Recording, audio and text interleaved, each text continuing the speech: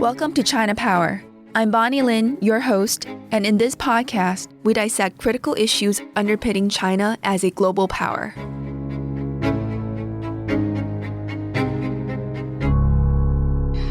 Today, I am joined by Dr. Dennis Weng and Dr. Albert Tzeng.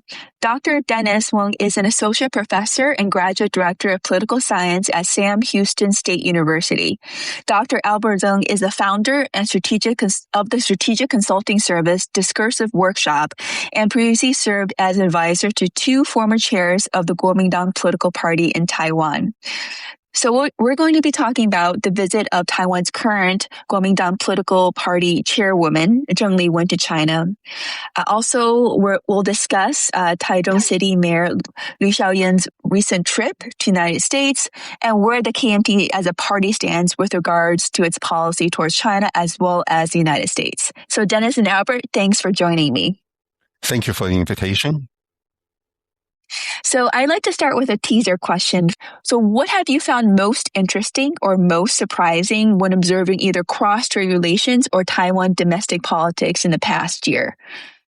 Well, I think what stands out to me is how cross-strait relations, cross-strait tension and domestic politics are becoming even more tightly intertwined. We are seeing Beijing rely less on overt military pressure alone and more on political signaling or internet warfare, trying to shape narrative inside Taiwan and even internationally. At the same time, within Taiwan, there's a widened gap between political elites and parties and mainstream public opinions. Most voters want stability, that they don't want provocation, but they also don't want to move closer to China politically.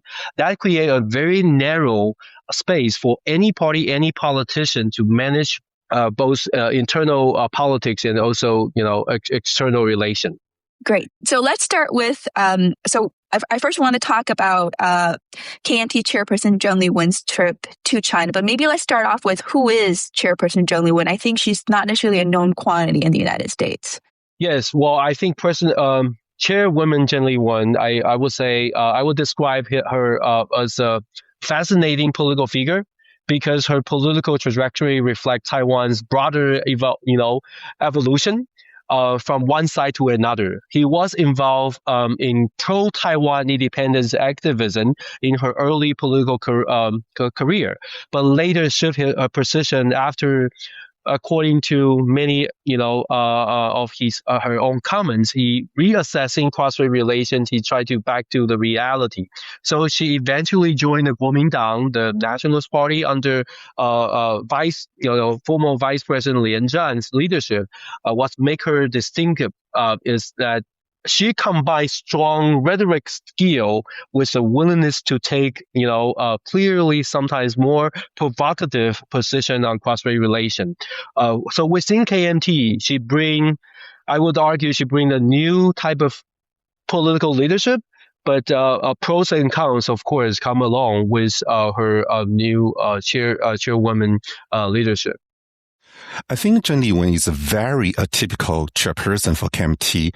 I would summarize in three facets. First, she is a young, brilliant, and audacious articulator who knows how to appeal to the KMT grassroots, most aging members that has lost patience in the party's established leaders.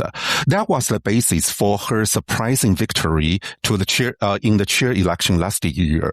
And she is also an ambitious bridge maker, so to speak, who sought to re-establish the peace and stability through improving relations with China. She declared her Chinese identity and endorsed the so-called 92 consensus to win Beijing's acceptance, despite the fact that she had openly supported Taiwan independence before joining the KMT in 2005. She also expressed her willingness to visit Beijing and meet Xi many times, and she is always confident that she knows how to de-escalate the cross-strait tension and make room for peace. Yet meanwhile, she does not have the experience that were considered important to serve as a party leader.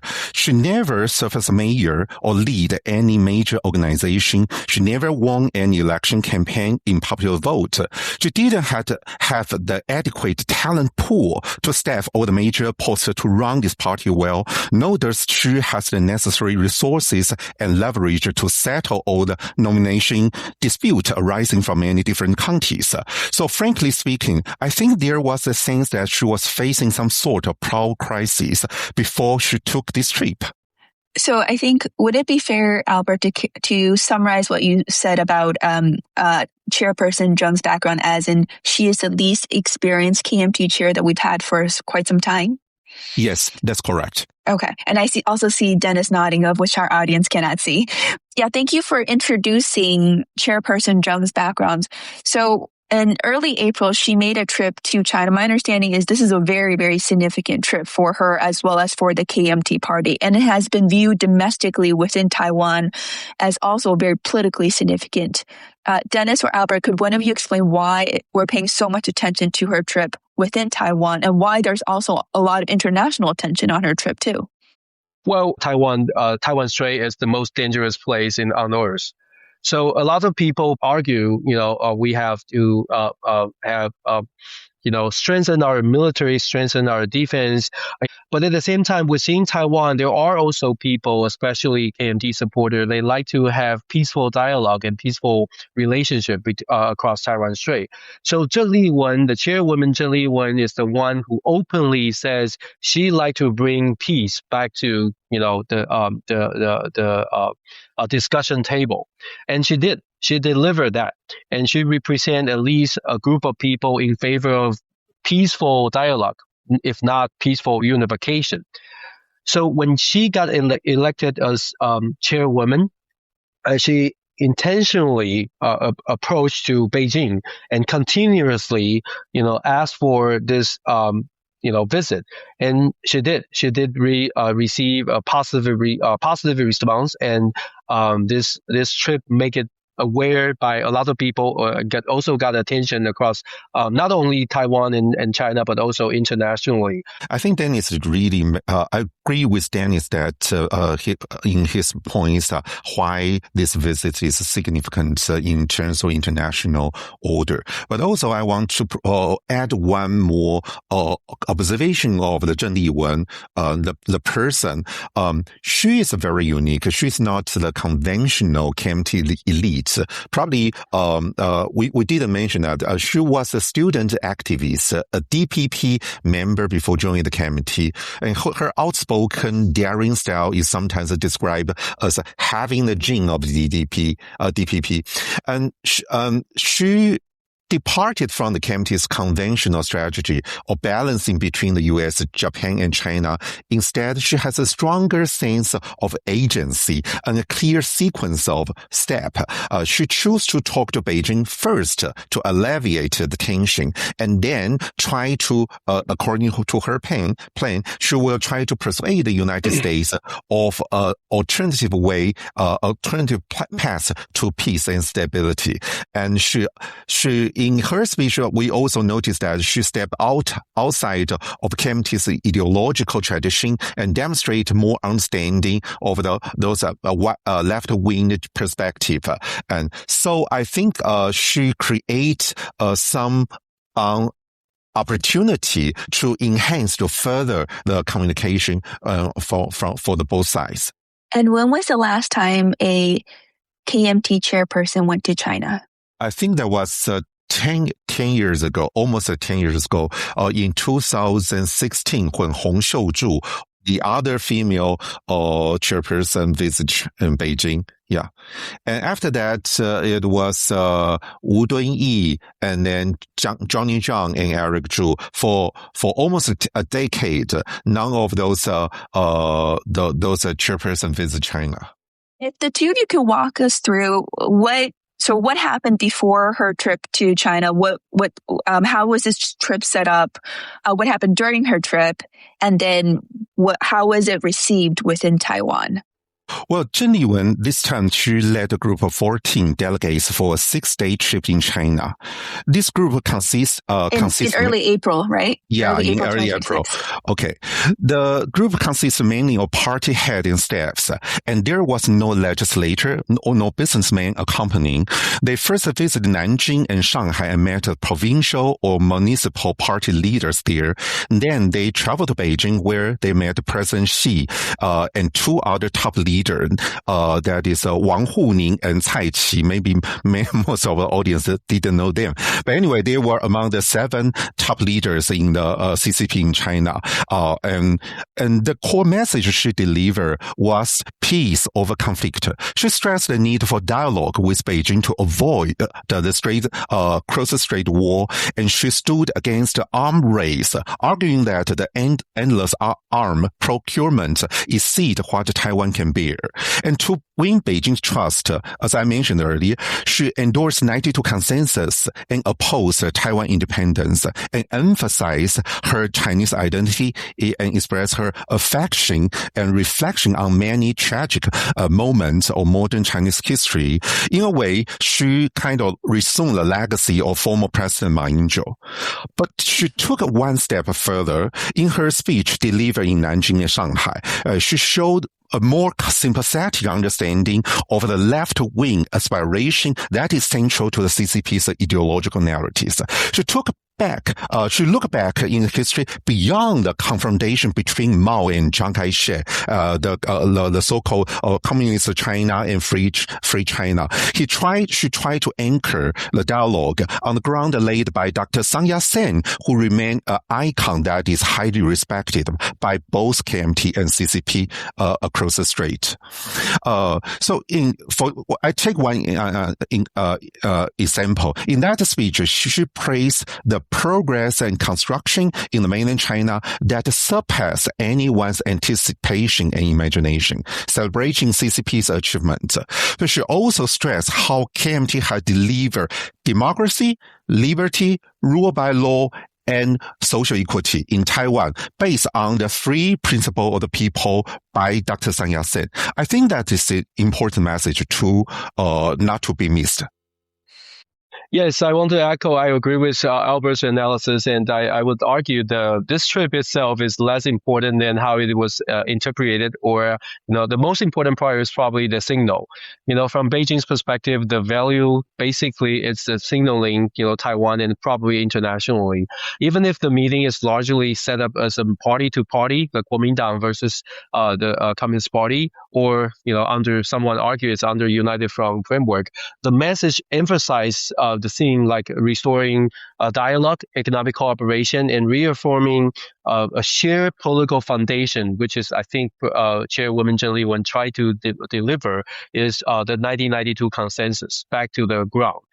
From Cheng's perspective, I think the motivation is both domestically and for a cross-strait relation future. Domestically, it reinforce her credibility and her control within party, especially among the voters and supporters who favor cross-strait engagement.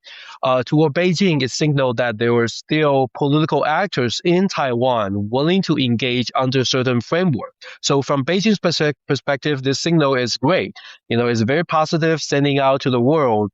I think Albert mentioned the confidence. I think Chairwoman Cheng Li-wun is a very confident political leader. Time will tell whether she's overconfident or not. I think what Chairperson Jung indicated was more than just her desire for a cross-strait engagement. She seemed open to the Chinese version of the 1992 consensus, as she voiced her opposition to Taiwan independence. I don't think we have time to talk about these 2 topics in detail in this podcast, but these are definitely topics we want to hear more from her when she comes to the United States in June. Another aspect of Chairperson Jung's visit to China that's attracted quite a bit of attention is her comments on Japan when she was visiting these historical war sites. She seemed to have expressed some negative sentiment against Japan, which is quite different from what we've typically seen from the KMT. I'd love your thoughts on this. Well, this part is a very tricky to analyze because KMT has tried very hard to change its public image as a Japan hater before, because in the conventional historical narrative, KMT always has been stressing on the trauma Japanese troops caused in China during its invasion into China in the Second World War. But if we look deeper into history, the founder of the KMT, Dr. Sun Yat-sen, actually rallied a lot of support from Japan. She learned a lot lessons about modernization in Japan. So Japan actually served as a kind of teacher for Chinese modernization, which was KMT's initial plan when it ruled China. And somehow it became an enemy during a period of time. But during the Cold War, KMT also formed a kind of friendly relationship with Japan in their fight against expansion or communism. But I think Cheng Li-wun this time cites Japan so many times. She was trying, I'm just guessing, she was trying to communicate with its Chinese audience, trying to stir some emotional echo. And by doing so, I think also he mentioned about the differences between, I don't know how to translate, Wang Dao and Ba Dao. I mean, she tried to contrast Dr. Sun Yat-sen's philosophy and what Japanese did to China at the time. And the implicit message here is to remind China, do not follow the Japanese path. I mean, do not wage your troops to Taiwan. If you do that, if you start a war against Taiwan, you are actually making the same mistakes the Japanese troops were making before. I think that's a subtle reminder to limit the strategic options for Beijing. And So one thing that was very striking about her trip was it's been quite some time since a KMT leader has made the trip to Beijing and has such a great audience with Xi Jinping, and she spent quite a bit of time with him. So one of the things we saw, I think within 2 days of her trip, was China announced a 10-point plan for Taiwan, of which China characterized as providing a number of benefits and incentives for promoting more cross-strait economic integration. Could maybe Dennis, you can start first. Could you walk us through what's part of this 10-point plan and how is it received by the KMT as well as the domestic population in Taiwan? So basically, the 10-point plan is basically about economic cooperation and provide opportunities across Taiwan Strait, especially from Beijing's perspective. They are sending a very benign signal to Taiwan voters, Taiwan's people, especially who's in favor of more engagement with China.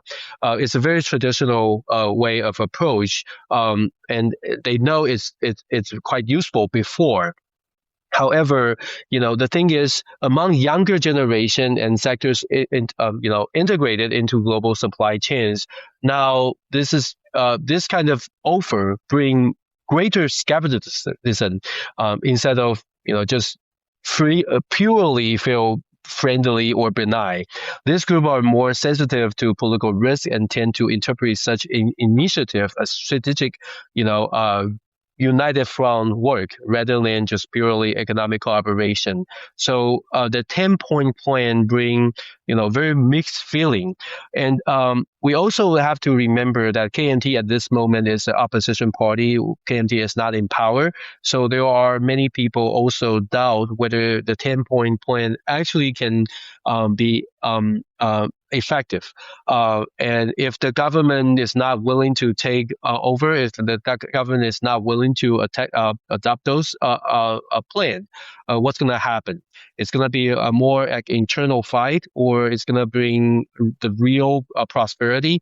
There's still a lot of questions between not only cross-strait, but also internal politics, DPP versus KMT. This has led to some mixed reactions, and some of the reactions I heard was it was welcomed by the agriculture and tourism industry because it could promote more of those exchanges. But also hearing from some of other colleagues, there's real questions, as you mentioned, of whether this is a carrot that Beijing's providing, that it could take away at some other point in the future. Yes. But as you look at China's overall approach towards Chairperson Jung, I think we're also all very cognizant that Chairperson Jung went to China just maybe a month or so before the potential Trump-Xi summit or the Trump-Xi meeting in Beijing. How do you think China is viewing the meeting with Chairperson Jung and figuring that and wrapping that into Xi Jinping's potential next really big meeting with President Trump? I want to first talk about Beijing's motive in this arrange the whole thing, not necessarily in relation to Trump-Xi meeting. I think Beijing tried to send out three sets of signals to different audience through the arrangement. First off, to the world, it basically was declaring that we want peace, not war. And I think that's a deliberate message after Russia invaded Ukraine and the United States engaged in the Iran war. They want to frame themselves as the only responsible stabilizer in the international order. And secondly, probably more importantly, for its domestic audience, the selected video clips that broadcasted on Chinese news channel showed Tzeng Li-wun and the KMT delegates first asking for peace.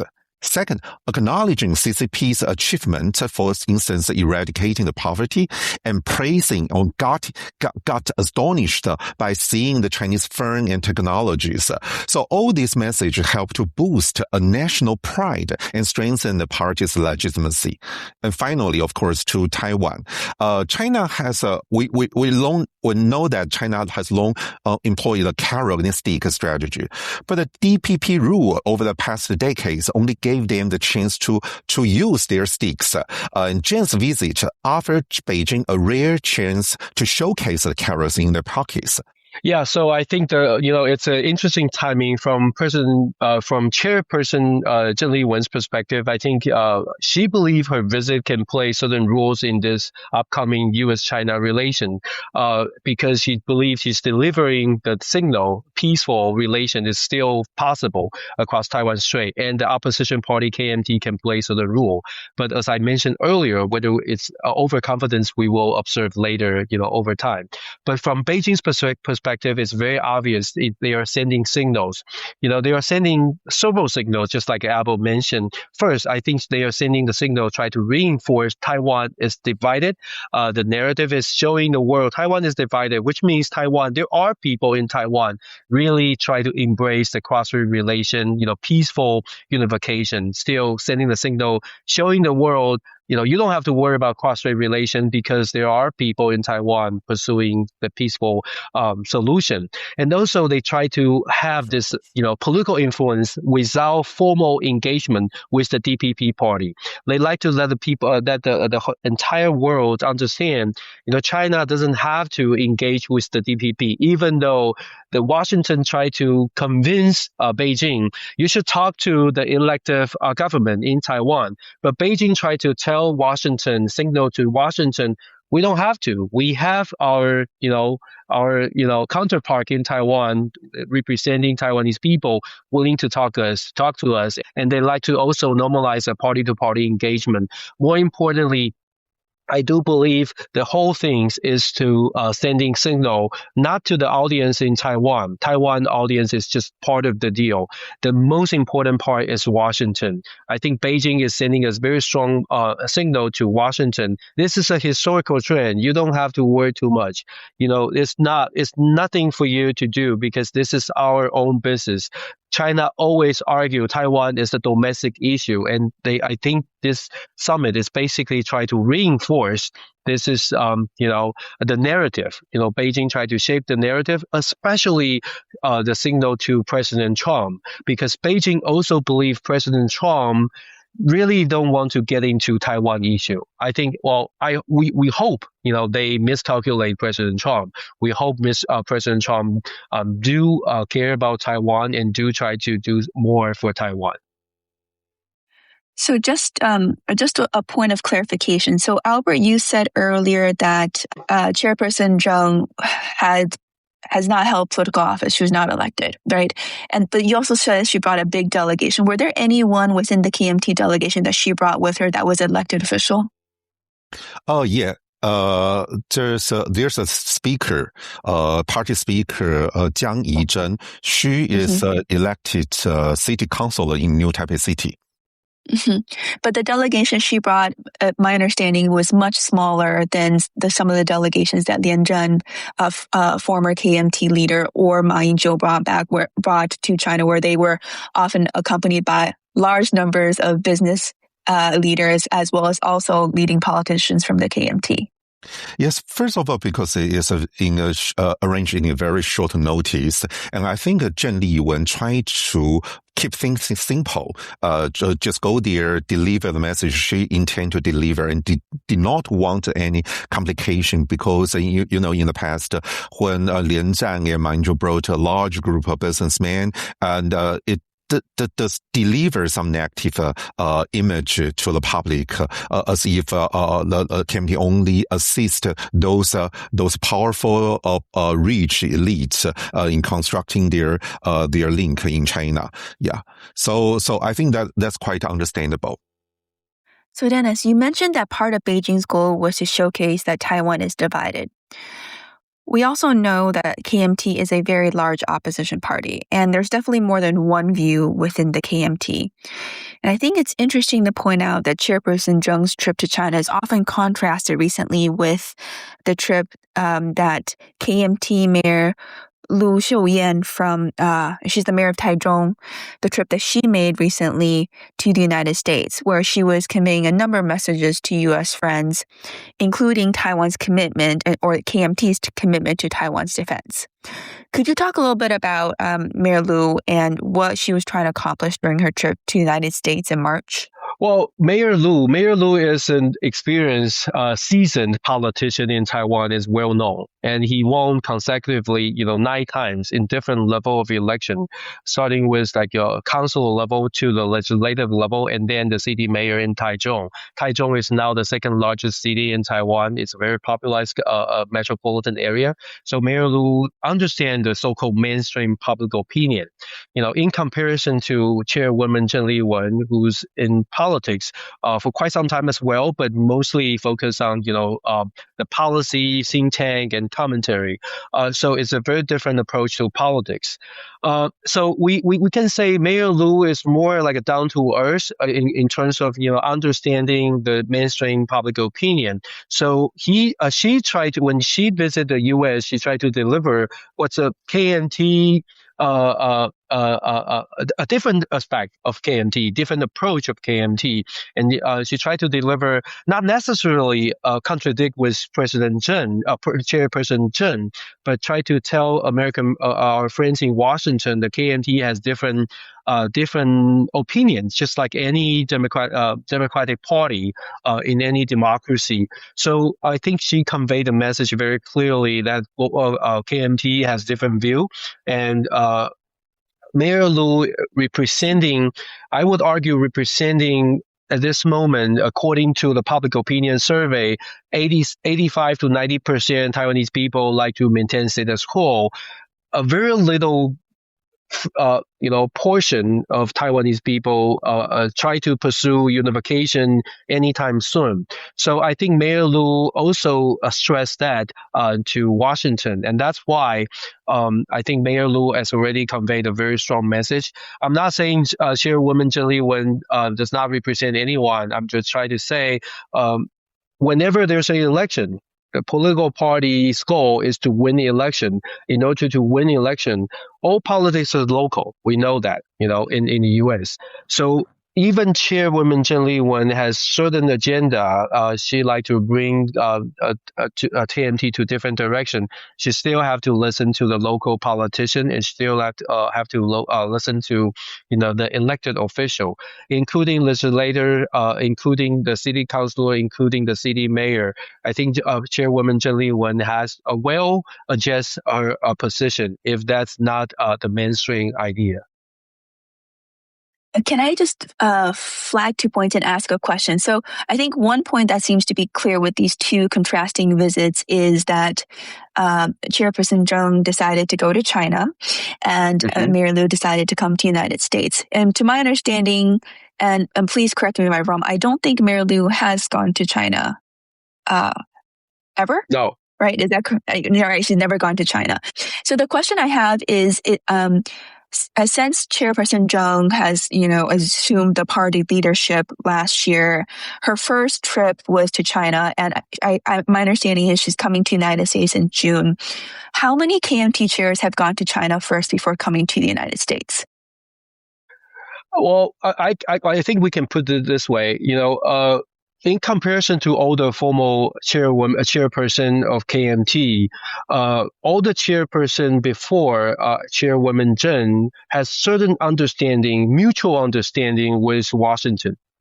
Eric Zhu, Jiang, even Lian Zhan, and they all have certain connection with Washington. And Chairwoman Cheng Li-wun has very few connection with Washington. That bring a very tricky feeling from Washington's perspective. You don't talk to us, you don't communicate, we don't know you, and you decide to visit China as a first, trip. Being elected as a chairwoman of KMT. So it's a very different signal, put it this way. And another difference that I've seen between these two leading figures in the KMT is their focus on defense issues. My understanding is there's two different KMT defense budgets, right? There were basically three different budgets. The first one proposed by the DPP, which is a larger comprehensive budget that includes foreign arms sale and also domestic procurement. And the KMT stance is quite skeptical toward those domestic procurement. They believe those domestic procurement should not be dealt with a special budget. You should go back to the normal annual budget. And one of the reason they are skeptical is because in the past years there were some cases is that a lot corruption exists in this kind of arms sales. Okay, and within the KMT, there was two different things. The chairperson, Zheng Li-wun, represent a more conservative stance that she will only pass those arms sale items that the United States has already agreed to sell. Okay, so that's the reason why they have a smaller number. The larger number is from proposed by first by the legislator Shiow-yen, and the former chairperson Eric Zhu's version is a somewhat modified version from Shiow-yen's version. And the basic rationale is to secure a budget that includes every item we desire, every item we consider necessary, regardless whether United States has agreed or not. We secure the budget first, and once the United States agree to sell, and we can expect, we can make the entire process more faster. That's the two different rationale. Yeah. Okay. There's at least three KMT budgets. The DPP defense budget is around slightly less than $40 billion. On the lower end, the KMT budget proposed by Chairperson Jung is around $12 billion. And then you have one budget that's maybe around $25 to $30 billion for the other two KMT budgets. Yeah. That's correct. So Shiow-yen, Eric Zhu, and Lu Shiow-yen's version can be seen as of the same group. They were quite identical in their internal rationale. So the one final question on the defense budget, when you look at the three different defense budgets that we're talking about now, which one do you think aligns more with what the Taiwan public is supportive of? or do we not have a good sense yet of where the Taiwan public is?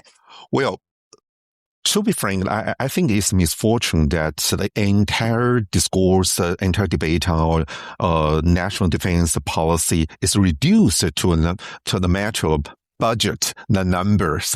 But in general, Taiwanese public do have a sense that, okay, if that is too high, this is too low, and we choose middle ground. So that's a reason why Eric Chu or Lu Shiow-yen's version, they are grouping at the center. So I think there's a natural tendency for most people to consider, oh, that's the middle way to go. But that's a very, very Chinese culture concept called 中庸之道. You choose the middle way. Yeah. I just want to echo, yes, I agree with the middle way, but the thing is, if you check the public opinion survey, majority of Taiwanese people actually support increase the defense budget, even though they feel like, the delivery is delayed. But still, I think the recent poll shows very clearly majority of Taiwanese people consider the threat from China. Majority of Taiwanese people still support, increase the defense budget. That's the motivation and the force kind of push the KMT political figure need to reconsider the whole thing. And I'd like to argue that if KMT start thinking about the strategy way before and have their own version early on, like we just mentioned about the number, we can definitely bring this lower amount of defense, budget to talk to our friends in Washington, D.C., the whole situation will be very different. But KMT did not propose their own version until recently. They realized the majority of Taiwanese people, the so-called mainstream public opinion, actually support increased defense budget. That's the reason they have to immediately change their tone and change their strategy. We just hope that the KMT can come to the consensus and pass certain number of budget. Of course, a larger amount of budget because, the Taiwanese people has already expressed their concern. Mm-hmm. So looking at the KMT and given the different relationships Chairperson Jung has with the United States and China compared to Mary Lou, as well as some of the other folks that we've talked about within the KMT, would you say the two female leaders, KMT Chairperson Jung and Mary Lou, are the top contenders right now, if we were to look out to 2028 for who might be positioned well to be the next KMT presidential candidate? I don't think so. I think they were not the same league yet. Cheng Li-wun was voted as the KMT chair by only 65,000 ballots, which account for just 20% of all KMT members, because that election, the voting rate was very low. Among the general public, she only about 23.7% find Cheng Li-wun favorable, and that's pretty low, while more than half find her untrustworthy. And she often has she of course has all the chair's power granted by the party charter, but she does not have the public mandate as a political leader at the national level. Lu, on the other hand, has won 9 elections over the 3 decades, enjoy a much higher approval rate than Zheng. Her supporters believe that she could win for the KMT.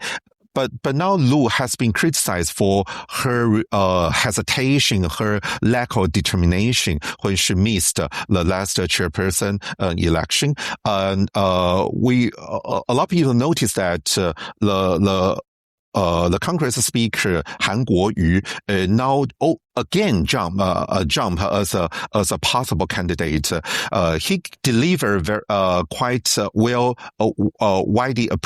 praised speech in the last National Day, and his response back to Taichung criticizing him and saying that he basically said that there were 4 pillars for cross-strait stability, but DPP government cut 3 of them and altogether. And his stance in some recent controversies were aligned with general public's views. So I think Han Kuo-yu is also a possible candidate now. yes, they are not in the same lead yet. But there are a couple of things we can definitely observe. One is the outcome of 2026 local election. If the local election result really kind of in favor of the party, the KMT, and as a chairwoman, of course, Chairwoman Cheng Li-wun will get advantage on that because she will get quitted, and she kind of will also get confirmed by her direction. The cross-strait relation really, the peaceful cross-strait relation really can help the elections in Taiwan. So that's one. Second of all, I think her ability to engage with Washington, D.C., that would be something also important, especially in Taiwan's presidential election. So her visit in June to Washington will be something very important and worth to observe. And we also have to understand in Washington, normally Washington's policy circle will not openly criticize anyone, will not openly say anything. So there are something for any politician in Taiwan to manipulate. For instance, they can take picture in front of the White House and saying, we had a great conversation, and Washington really like us, something like that. Especially if someone know how to play around the television and media. But I'd like to also add that there are. The issue is not just about whether Chairwoman Cheng Li-wun can get a lot of attention or gain visibility, but whether she can actually transition this kind of media attention to real voter support from a factional voice at this moment. Like Albert just mentioned, she got support from the deep blue base. How can she gain more support outside of that echo chamber? She got a lot of attention after her visit to China. We can see that. So, as I mentioned, all politics is local. Mayor Lu has that real support from the local electoral base. So we'll see, there are some conversation among all the influential politicians within KMT. I think at this moment, I would also agree, Chairwoman Cheng Li-wun is not at the same league with Mayor Lu. Mayor Lu at this moment is still leading in the position. I heard some KMT campaigners trapped in a dilemma now. Because they want, whether they were now, they want to win the coming election, but they also feel a kind of ambivalence because they don't want discredit to be given to Cheng Li-wun as a leader. So I think what is really happening now is that the coming election, it's not just a competition between the KMT and DPP and TPP, but also a competition among those prominent party leaders that include Han Kuo-yu, Lu Shiow-yen, even Jiang Wang-an, Zheng Li-wen. And so I think that it's important to observe who would be invited to appear on the campaign posters, videos, rally events, and how their appearance, how the audience responded to their appearance. I think a lot of people within the KMT will watch closely how those different people interact with the general public and how they were received. And this kind of observation will really match in determining who will arise, who will ascend to the next round candidate in the presidential election. Okay. So thank you so much, Albert and Dennis, for this very fascinating, wide-ranging discussion on what's happening within the KMT. If you had to conclude how you would characterize what you're observing within the KMT, what would be one sentence that you would use to characterize what you're seeing? Well, first of all, I think having the weakest chairperson in history might actually be doing something good for the KMT, because the KMT has long been known as a party that rally around its leader, and it's like you just have the one voice. But but since Zheng Li-wun is so unconventional, so atypical, and she is also controversial, and that creates a kind of ecological diversity within the KMT. I know now more KMT members are more willing to express their different views, and there were competition of different discourses and narratives within the KMT. I think that can actually bring KMT back to its founding years when there were competing narratives and views. So maybe this is what KMT needs at this moment. Yeah, I think for KMT, I agree. It's look at the bright side. It's very healthy for a Democratic Party to kind of recalibrate what the party really want to do.